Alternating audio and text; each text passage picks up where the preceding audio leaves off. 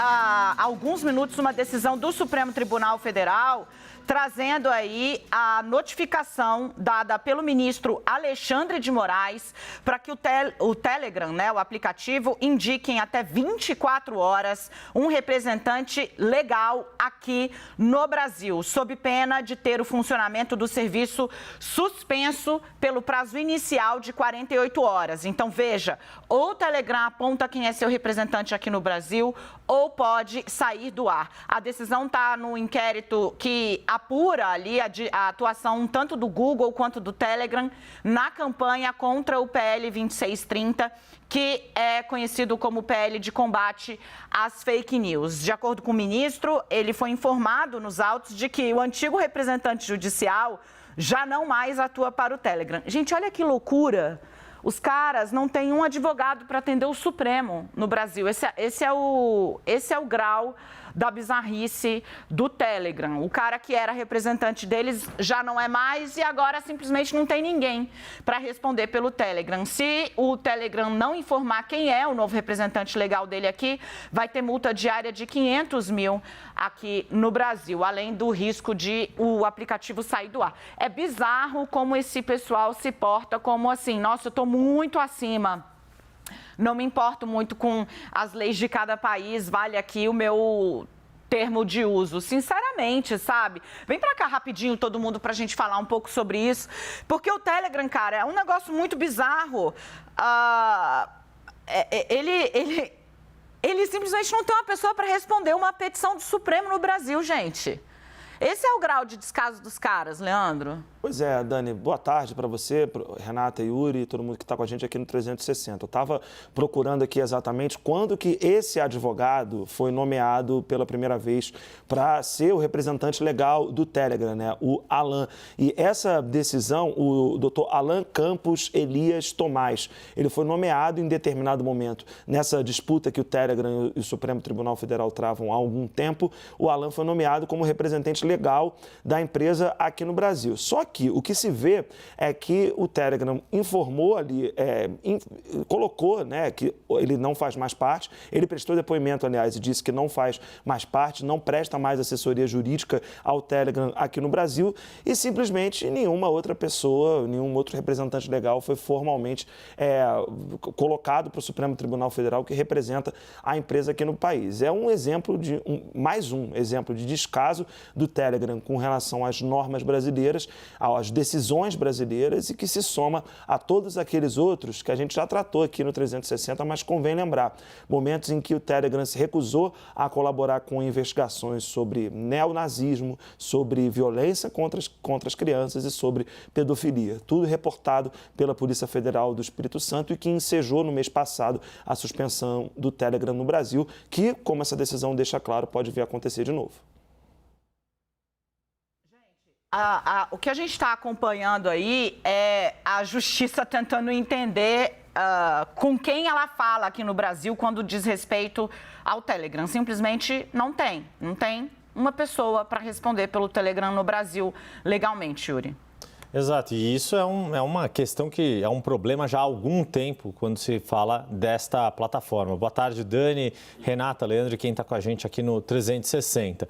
Isso não só pela série de problemas jurídicos que o Telegram já enfrentou no Brasil, mas porque isso, de certa forma, é uma postura proposital desta plataforma. O idealizador do Telegram, e acho que o Fernando Nakagawa já falou disso aqui em outras edições do 360, ele tem uma postura, de fato, quase anárquica, no sentido literal da palavra, de desrespeitar estados constituídos, de ter uma postura de contrariedade com regras fixadas por instituições.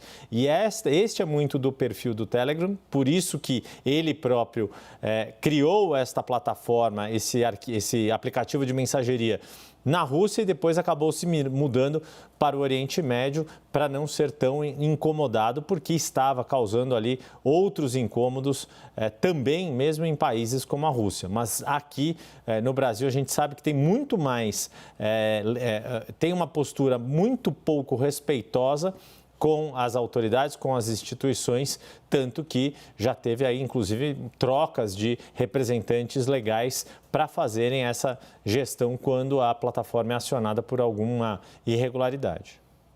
Ô, Rê, você está conversando com o Lucas Mendes, né, nosso setorista do Supremo Tribunal Federal. Ele traz mais detalhes a respeito dessa nova confusão envolvendo o Telegram no Brasil.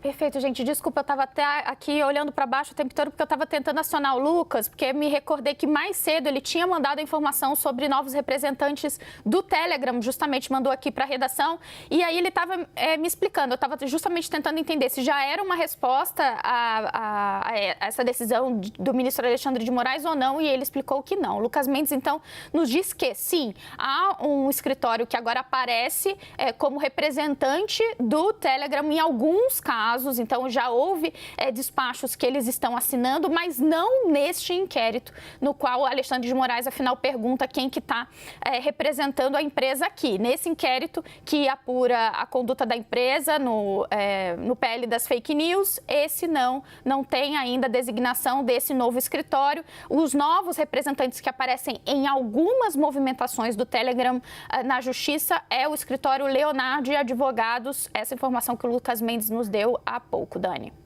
Gente, é bizarro, né? É bizarro porque eles estão operando aqui sem ter simplesmente quem responda ao Supremo Tribunal Federal, que está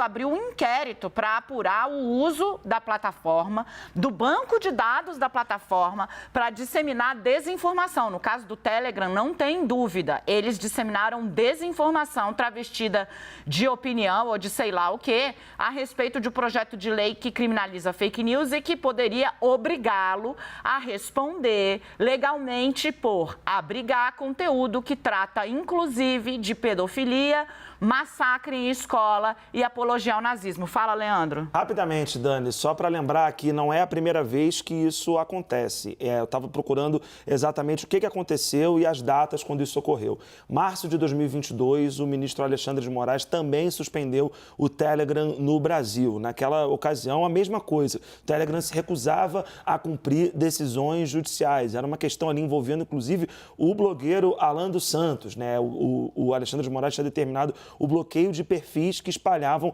disseminação, que faziam disseminação de notícia falsa e de discurso de ódio. Naquela ocasião, março de 2022, foi quando o Telegram indicou esse advogado, o Alan Campos Elias Tomás, que deixou o posto agora. Como a gente está vendo, o Telegram segue sem formalmente ter apresentado nesse processo o seu representante legal.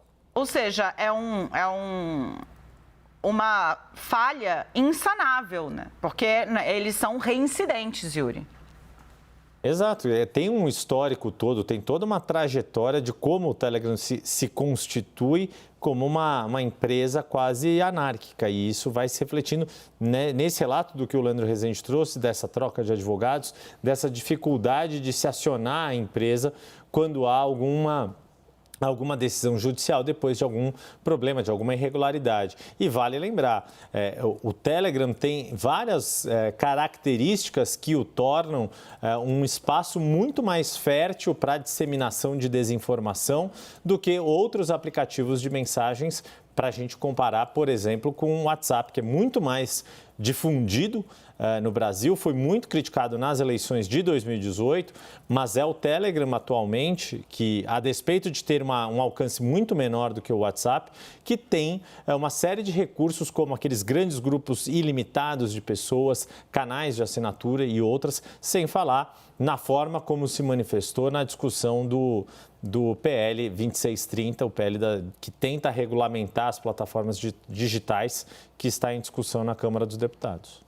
Renata, você quer fazer um adendo, já que você já tem a peça aí sobre o escritório de advocacia que atende o Telegram em alguns processos, mas não nesse, em que ele é o alvo do inquérito? o aplicativo, há uma movimentação ontem, Lucas Mendes também nos forneceu agora com a procuração para que esse escritório possa, então, representar o Telegram no inquérito que foi aberto para apurar a responsabilidade dos atos criminosos do dia 8 de janeiro. Então, essa movimentação já existe. Mas, nesse inquérito que o ministro Alexandre de Moraes está determinando, então, e aí, né? Com quem que eu posso conversar aqui? Quem pode receber as minhas ordens? Nesse ainda não há ninguém designado. Gente, nós vamos acompanhar e esperar. O Lucas está em cima. Se tiver movimentação, ele vai trazer. Bom, um Telegram tem 24 horas. Detalhe, né? A decisão é do dia de hoje. Hoje é sexta-feira, mas...